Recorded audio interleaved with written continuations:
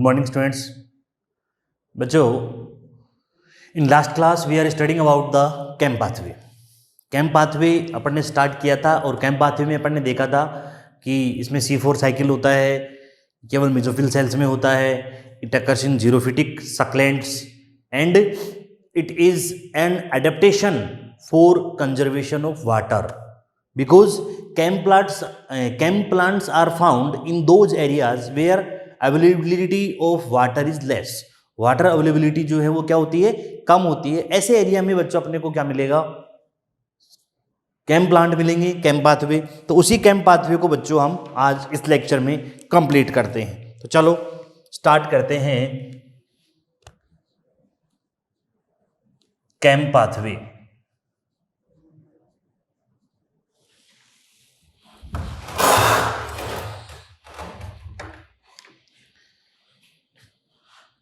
Cam pathway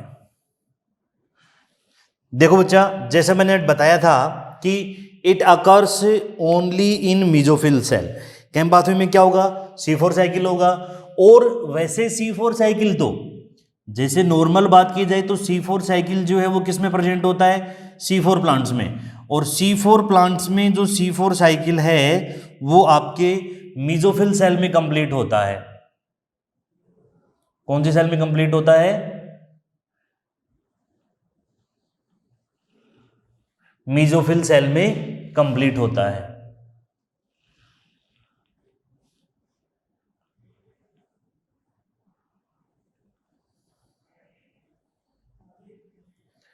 और वैसे C4 में देखा जाए तो C4 में मेसोफिल और बंडल शीथ सेल में कंप्लीट होता है। और कैम प्लांट्स की बात करें तो कैम प्लांट्स में it occurs only in which cell, mesophyll cell. ये कौन सी सेल में होगा, केवल मेसोफिल सेल में होगा।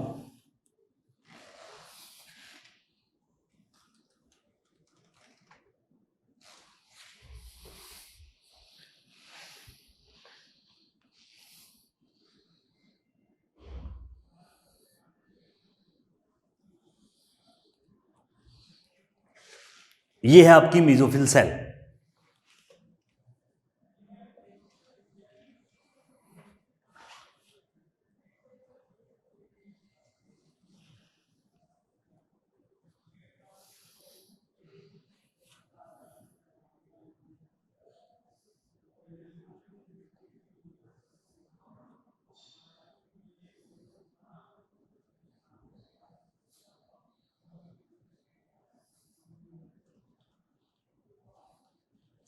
Mesophyll cell.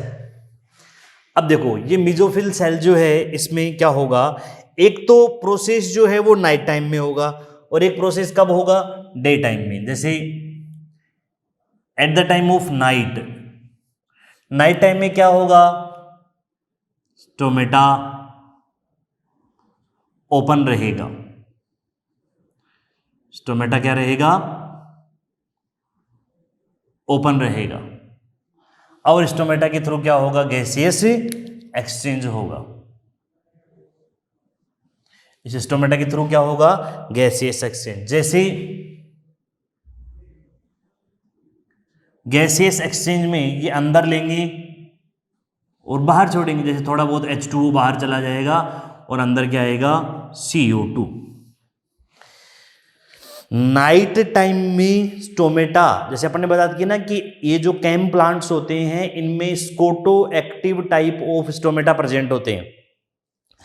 और scoto active type of stomata जो होते हैं ये नाइट टाइम में क्या होते हैं, ओपन, और डे टाइम में क्या होते हैं, क्लोज। तो नाइट टाइम में ओपन है तो गैसेस एक्सचेंज हुआ, क्या अंदर आई, CO2। Primary CO2 acceptor C4 plants में कौन होता है, फोस्फोइनोल पाइरुवेट। कौन होता है, फोस्फोइनोल पाइरुवेट। यहां प्रेजेंट होता है ये फोस्फोइनोल पाइरुवेट। ये एक 3 कार्बन कंपाउंड है। फोस्फोइनोल पाइरुवेट जो है इससे जुड़ेगा ये CO2। इससे कौन जुड़ेगा, CO2 इन प्रेजेंस ऑफ पेप्केज। किसकी प्रेजेंस में, पेप्केज। तो यहां फॉर्मेशन होगा ऑक्जेलो एसिटिक एसिड का। किसका फॉर्मेशन होगा? ऑक्जेलो एसिटिक एसिड का। ये एक 4 कार्बन कंपाउंड है। प्राइमरी CO2 एक्सेप्टर वही फॉस्फोइनोल पाइरुवेट, और ये ऑक्जेलो एसिटिक एसिड का क्या हुआ? फॉर्मेशन। ऑक्जेलो एसिटिक एसिड जो है इससे बनेगा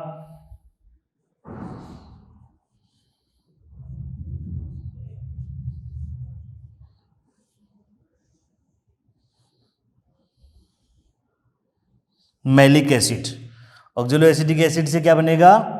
मैलिक एसिड। तब यहां क्या होगा? NaDH2 NADPH2, चलो NADPH2 का यूज होगा, जिससे क्या निकलेगी? NADP। मैलिक एसिड यहां प्रेजेंट होगी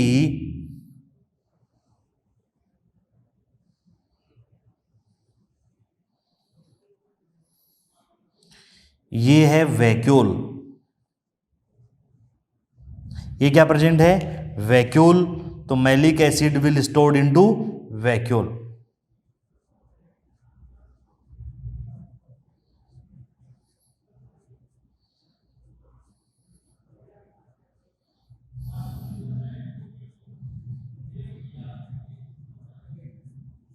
मैलिक एसिड जो है वो कहां स्टोर होगा?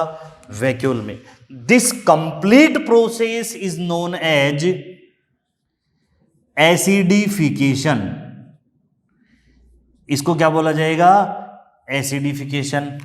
ये जो प्रोसेस होगी इसको बोलेंगे इनिशियल कार्बोक्सिलेशन, कार्बोक्सिलेशन या फिक्सेशन। इनिशियल कार्बोक्सिलेशन कहां हुआ?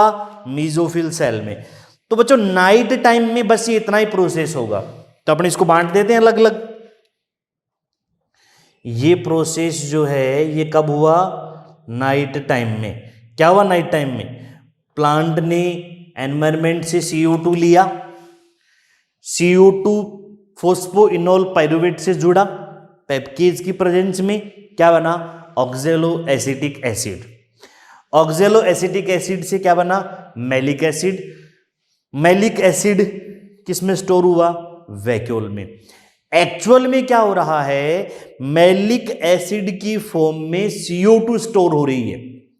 मैलिक एसिड की फॉर्म में क्या स्टोर हो रही है? CO2। इस प्रोसेस को अपन ने क्या बोला? एसिडिफिकेशन। इस प्रोसेस को हमने क्या बोला? एसिडिफिकेशन। तो मैलिक एसिड वैक्यूल में क्या स्टोर हो गया? मैलिक। कंप्लीट नाइट ये प्रोसेस चलेगा। क्या चलेगा? स्टोमेटा क्या है? स्टोमेटा ओपन रहेगा तो CO2 अंदर आएगा और वो CO2 मैलिक एसिड की फॉर्म में स्टोर होता रहेगा। CO2 जो है वो मैलिक एसिड की फॉर्म में स्टोर होता रहेगा। अब नाइट टाइम में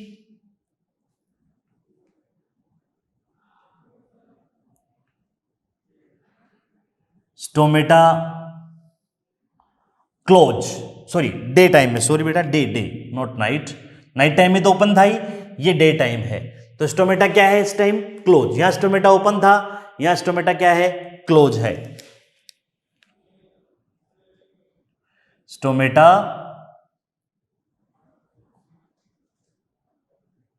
क्लोज। अब क्या होगा? स्टोमेटा क्लोज होने के बाद malic acid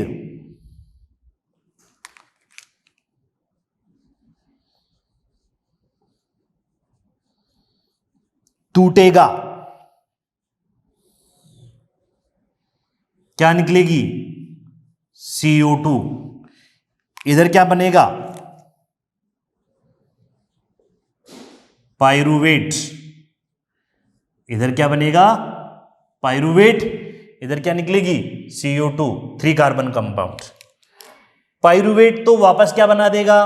phosphoenol pyruvate in presence of PPDK। ये तो चलता है ना भाई, सेल तो वही है। ये लाइन तो मैंने ऐसे खींची, डे और नाइट को डिवाइड करने के लिए। डे है, ये नाइट है, तो PPDK किसकी? और यहां क्या यूज होंगी? फोस्फोपाइरुवेट डाइकाइनेज की प्रेजेंस में 2 ATP यूज होंगे यहां, 2 ADP प्लस 2 फॉस्फेट। CO2 निकली, यहां प्रेजेंट है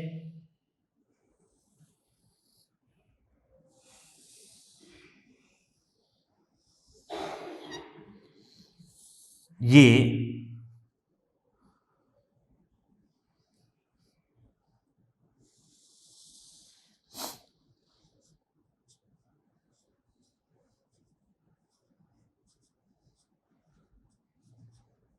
क्लोरोप्लास्ट, क्या प्रेजेंट है ये? क्लोरोप्लास्ट। अब ये CO2 एंटर हुई, ये CO2 एंटर हो, CO2 को रिसीव करने के लिए यहां बैठे हैं RUBP, राइबोलोज बाइफॉस्फेट से जुड़ेगी, वापस RUBP बनेगा, क्या चलेगा?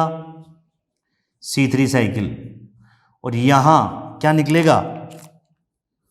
ग्लूकोज। ये CO2 इससे जुड़ेगा इन प्रेजेंस ऑफ रुबिस्को, किसकी प्रेजेंस में? रुबिस्को में। ये प्रोसेस कौन सी है बच्चों? Final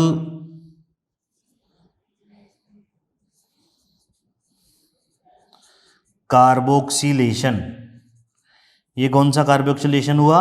final carboxylation. ये इनिशियल कार्बोक्सिलेशन, ये हुआ यहां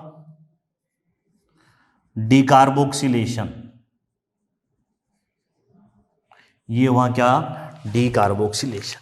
ये देखो बच्चों वही C4 साइकिल है ना, जो C4 साइकिल हमने वहां पढ़ा था वही C4 साइकिल है। ध्यान से देखो,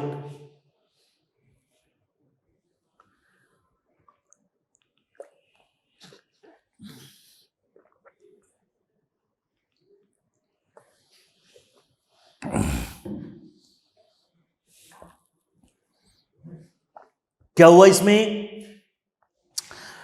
बाहर से क्या आई? CO2। रात को स्टोमेटा ओपन है तब आई। फोस्फोइनोल पाइरुवेट से पेप्टेज की प्रेजेंस में क्या बना? ऑक्जेलो एसिटिक एसिड। ऑक्जेलो एसिटिक एसिड से क्या बना? Malic acid. यहां पर वापस भी तो बनेगा ना ये NADPH2, बराबर हो गया हिसाब किताब। तो नाइट टाइम में क्या हुआ? CO2 आई, फोस्फोइनोल पाइरुवेट से जुड़ी, ऑक्जेलो एसिटिक एसिड बना, NADPH2 का यूज करके मैलिक एसिड बना, और मैलिक एसिड कहां स्टोर हो गया? वैक्यूल में। इस प्रोसेस को क्या बोला? एसिडिफिकेशन। कंप्लीट नाइट यही प्रोसेस चलता है, जिसमें क्या होता है? यहां आएगा नहीं इसलिए यहां लिख रहा हूं, ये होता है डी एसिडिफिकेशन।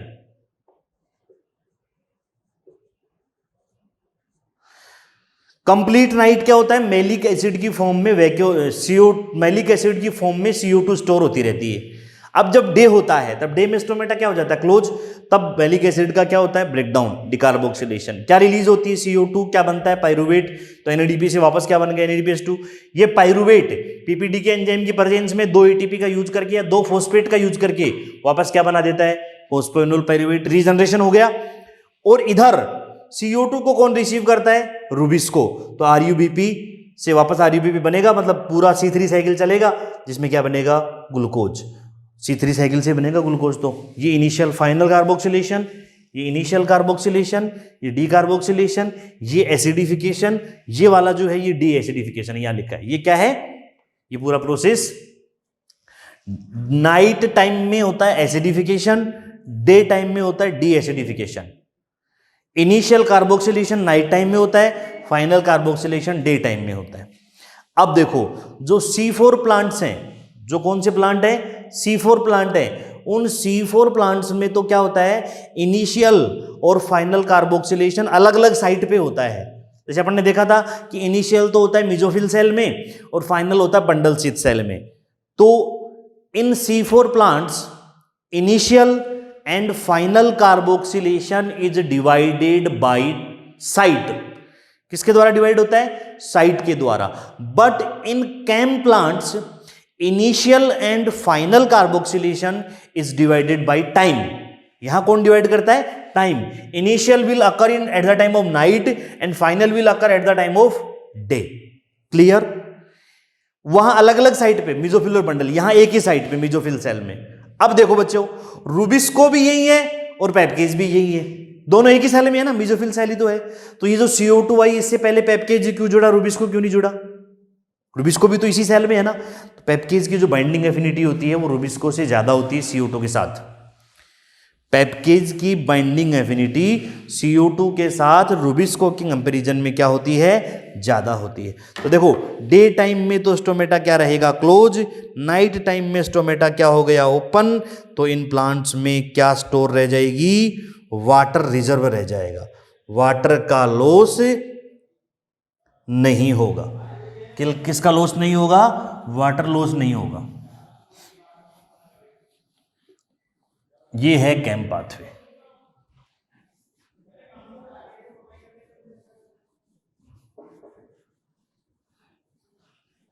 तो अपन ने देखा बच्चों कैम पाथवे में क्या होता है, नाइट टाइम में तो क्या चलेगा, एसिडिफिकेशन, मतलब कंप्लीट नाइट क्या होता है, एनवायरनमेंट से CO2 आती है और वो CO2 मैलिक एसिड की फॉर्म में क्या हो जाती है, स्टोर हो जाती है। CO2 किस फॉर्म में स्टोर हो जाती है, मैलिक एसिड की फॉर्म में स्टोर हो जाती है। और मैलिक एसिड स्टोर होता रहता है डे टाइम में, जब स्टोमेटा क्लोज होता है तब मैलिक एसिड का क्या होता है, ब्रेकडाउन। तो मैलिक एसिड का क्या होता है, ब्रेकडाउन होता है। तब क्या होगा कि मैलिक एसिड जो है वो टूटेगा, डिकार्बोक्सिलेशन होगा, CO2 रिलीज होगी, पाइरुवेट बनेगा, पाइरुवेट से वापस क्या बन जाता है, फोस्फोइनोल पाइरुवेट। पाइरुवेट से वापस क्या बन जाएगा, फोस्फोइनोल पाइरुवेट बन जाएगा, फोस्फोइनोल पाइरुवेट। और उधर CO2 जो है वो C3 साइकिल में यूज हो जाएगी, रुबिस्को ले लेगा उसको। बस C4 प्लांट्स में तो ये मेसोफिल और बंडल सेल में होगी, और यहां जो ये कैम प्लांट्स हैं इनमें ये सिर्फ कहां कंप्लीट होगी, कहां कंप्लीट होगी, सिर्फ ये मेसोफिल सेल में कंप्लीट होगी। ये था बच्चों कैम पाथवे। डिफरेंस अगर देखें तो डिफरेंस यही है कि C4 प्लांट में तो C4 साइकिल मेसोफिल और बंडल सेल में कंप्लीट होता है, कैम प्लांट में सिर्फ मेसोफिल सेल में होता है। फिर C4 प्लांट्स में initial and final carboxylation are divided by time.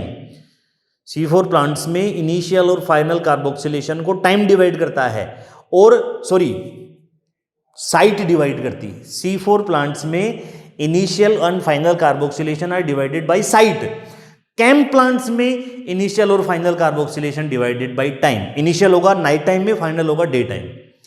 Energy में कोई डिफरेंस नहीं है क्योंकि वही C4 साइकिल है, तो 66 ATP की क्या होगी, रिक्वायरमेंट होगी। कितने ATP की, 66 की, जैसे C4 में होती है for synthesis of 1 molecule of glucose, glucose के एक मॉलिक्यूल के सिंथेसिस के लिए। ठीक है बच्चों, ये होता है आपका कैम पाथवे, जो कि क्रूसिलेसी फैमिली के प्लांट्स में प्रेजेंट होता है, जो किस लिए होता है, वाटर को कंजर्व करने के लिए इन प्लांट्स में ये अडेप्टेशन आया, ताकि ये रात को स्टोमेटा ओपन रख के दिन में क्लोज रख के भी क्या कर लेते हैं, फोटोसिंथेसिस कर लेते हैं। ठीक है बच्चों, तो ये कैम पाथवे यहां अपना कंप्लीट हो जाता है। अब इसके बाद आज का अपना टॉपिक होगा photo respiration.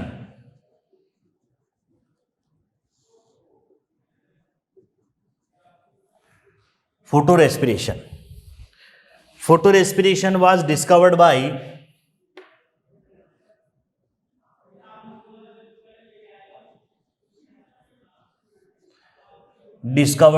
Decker and Tio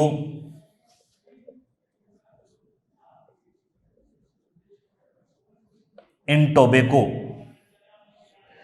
डिकर और टियो ने टोबैको में किसको डिस्कवर किया था, फोटो रेस्पिरेशन को डिस्कवर किया था।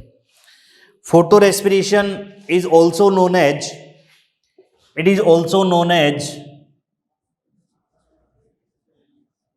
ग्लाइकोलेट पाथवे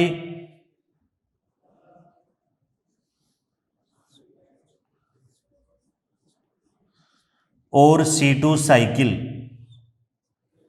ग्लाइकोलेट पाथवे और C2 साइकिल, इसको डिस्कवर किया था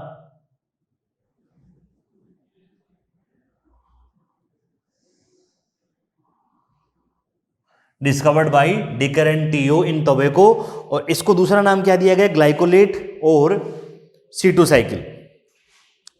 देखो बच्चों, it is a characteristic feature of C3 plants. ये किसका कैरेक्टरिस्टिक फीचर होता है? C3 प्लांट्स का। It is a waste process. ये कैसा प्रोसेस होता है?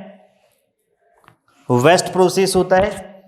It means there is no use of photo respiration in plants. Plants में फोटो रेस्पिरेशन का कोई यूज नहीं होता। ये एक कैसा प्रोसेस है? वेस्ट प्रोसेस है।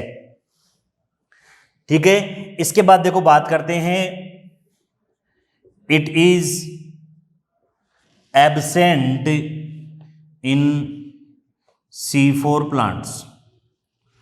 Photo respiration is absent in C4 plants. C4 plant में फोटो रेस्पिरेशन एब्सेंट है। तो रीजन पूछें कि फोटो रेस्पिरेशन में C4 एब्सेंट है तो क्यों एब्सेंट है, इसके पीछे रीजन क्या है कि why photo respiration is absent in C4 plants. तो आंसर इसका आएगा, पहला तो CO2 कंसंट्रेशन मैकेनिज्म। क्या प्रेजेंट होता है इसमें? CO2 concentration mechanism. और दूसरा PS second is absent at site of rubisco. Rubisco की साइट पर PS सेकंड क्या होता है? एब्सेंट। ये दो रीजन है। देखो, फोटो रेस्पिरेशन कब होता है? रुबिस्को एंजाइम के बारे में हम आगे पढ़ेंगे, अभी इसके बाद बताऊंगा आपको कि रुबिस्को की फुल फॉर्म होती है राइबोलोज bisphosphate carboxylase oxygenase. C4 carboxylase, O4 oxygenase. ये C लिखा हुआ है ना, इस C का मतलब है कार्बोक्सिलेज और ये O लिखा हुआ है, इस O का मतलब है ऑक्सीजनेज। तो जब रुबिस्को CO2 से जुड़ता है तो वो कार्बोक्सिलेशन करेगा। जब रुबिस्को किससे जुड़ेगा? CO2 से, तब तो वो क्या करेगा? कार्बोक्सिलेशन। और जब रुबिस्को ऑक्सीजन से जुड़ेगा तब वो करेगा ऑक्सीजनेशन। जब रुबिस्को किससे जुड़ेगा? ऑक्सीजन से, तब वो क्या करेगा? ऑक्सीजनेशन। जब वो CO2 से जुड़ेगा तब वो क्या करेगा? कार्बोक्सिलेशन। तो कार्बोक्सिलेशन और ऑक्सीजनेशन। तो बच्चों जब कार्बोक्सिलेशन करता है तब तो C3 साइकिल चलता है, लेकिन जब ऑक्सीजनेशन करता है तब होता है फोटो रेस्पिरेशन। जब ऑक्सीजनेशन करता है तब क्या होगा? Photo respiration. तो रुबिस्को जब O2 से जुड़ता है तब होता है। तो ये जो C4 प्लांट्स होते हैं इनमें CO2 कंसंट्रेशन मैकेनिज्म होता है at the site of Rubisco, तो इसलिए वहां CO2 की कंसंट्रेशन ही ज्यादा रहती है, तो रुबिस्को CO2 से ही जुड़ता है। रुबिस्को किससे जुड़ता है? CO2 से ही। और PS सेकंड जो है वो क्या है? रुबिस्को की साइट पे एब्सेंट है। PS सेकंड एब्सेंट है तो वहां O2 का इवोल्यूशन नहीं होगा। अब ये समझो कैसे नहीं होगा। PS सेकंड अगर एब्सेंट है तो O2 का इवोल्यूशन नहीं होगा। क्यों नहीं होगा? क्योंकि O2 का इवोल्यूशन किससे होता है? By splitting of H2O। O2 evolution occurs due to splitting of H2O, और splitting of H2O is related to PS second. Splitting of H2O किससे रिलेटेड है? PS सेकंड से। तो PS सेकंड एब्सेंट है तो स्प्लाइटिंग ऑफ H2O नहीं होगा। स्प्लाइटिंग of H2O नहीं होगा तो O2 इवोल्यूशन नहीं होगा, तो मतलब वहां ऑक्सीजन ही नहीं है, तो फिर कैसे फोटो रेस्पिरेशन होगा? फोटो रेस्पिरेशन के लिए तो रुबिस्को जो है उसको किससे जोड़ना पड़ेगा? ऑक्सीजन से जोड़ना पड़ेगा।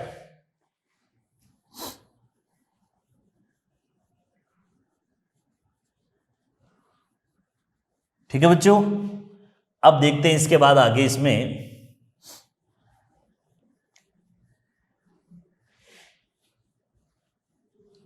अब देखो, ये पढ़ने से पहले थोड़ा सा आप रुबिस्को के बारे में जान लीजिए।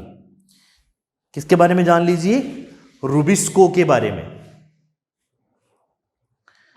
तो देखो रुबिस्को के बारे में हम क्या जानेंगे यहां।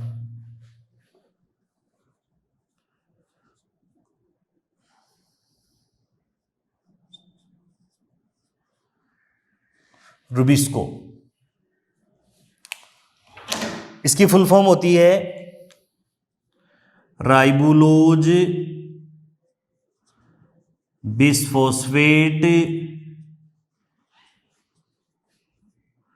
कार्बोक्सिलेज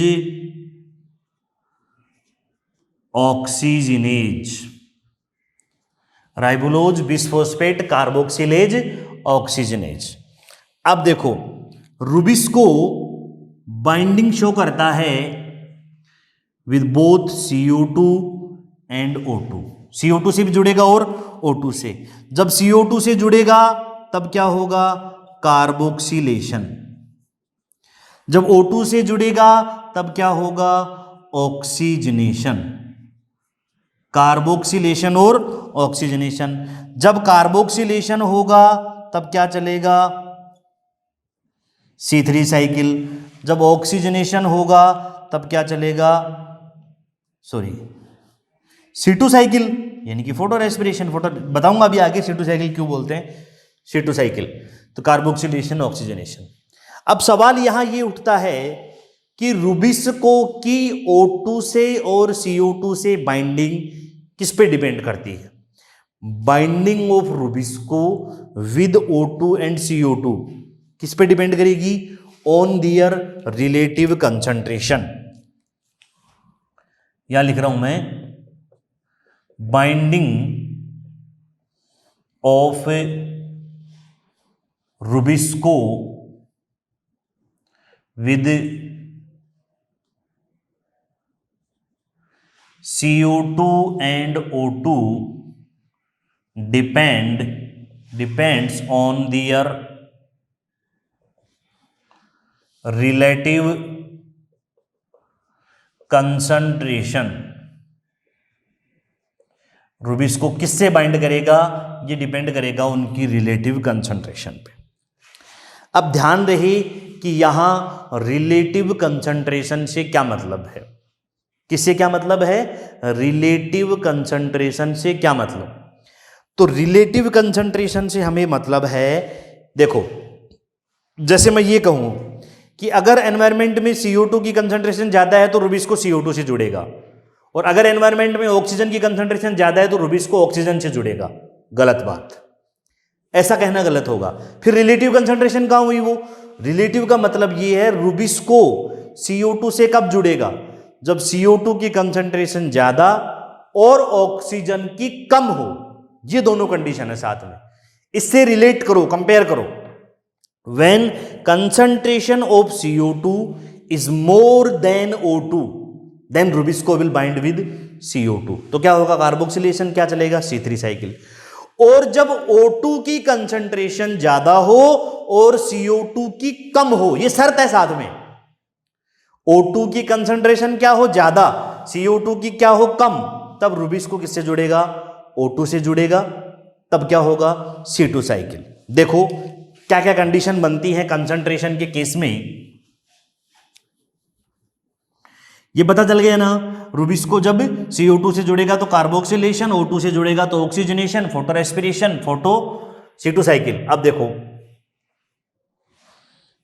यहां चलते हैं अपन, देखो मजा आएगा इसमें।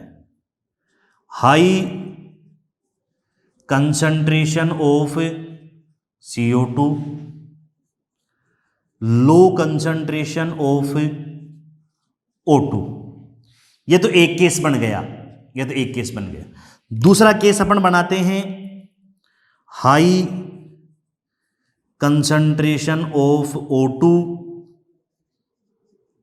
Low concentration of CO2। ये दो केस बन गए। तीसरा केस बनाते हैं, हाई कंसंट्रेशन ऑफ CO2 और हाई कंसंट्रेशन ऑफ O2। इसी के साथ ले लेते हैं हाई या लो या हाई, लो या हाई। ये चौथा केस बन गया। तीन केस बन गए, sorry. High concentration of CO2, low concentration of O2। तब क्या होगा? Rubisco will bind with CO2। Rubisco किससे जुड़ेगा? CO2 से जुड़ेगा।